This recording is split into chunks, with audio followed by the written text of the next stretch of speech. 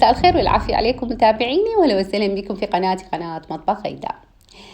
طبعا أنا أحب الفيديوهات البسيطة واللي مو معقدة، فأنزل لكم فيديوهاتي الحلوة المريحة.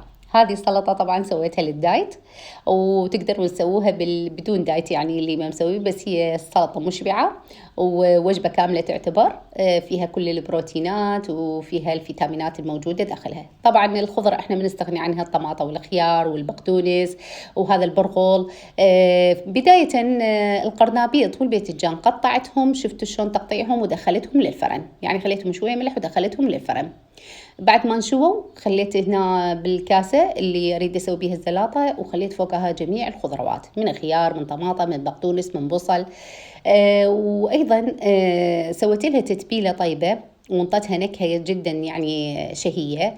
راح تشوفون التتبيلة ماتي، هسه أراويكم إياها شلون سويتها وخلطتها.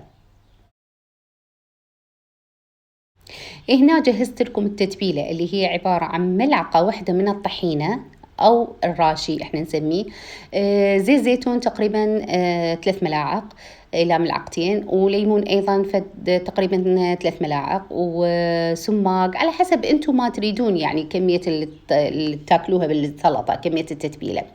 دبس الرمان أيضا خليت، ملح، كمون شوية. كل هذه خلطة كاملة سويتها للسلطة، اعطتها طعم جدا طيب وشهي. راح أخلطها وأخليها على السلطة مثل ما رويتكم أني بالفيديو، وتكمل عندنا سلطة الخضروات الموجودة عندي. أتمنى متابعيني يعني ينال إعجابكم هذا الفيديو، تدعموني دائما باللايكات والاشتراك بالقناة.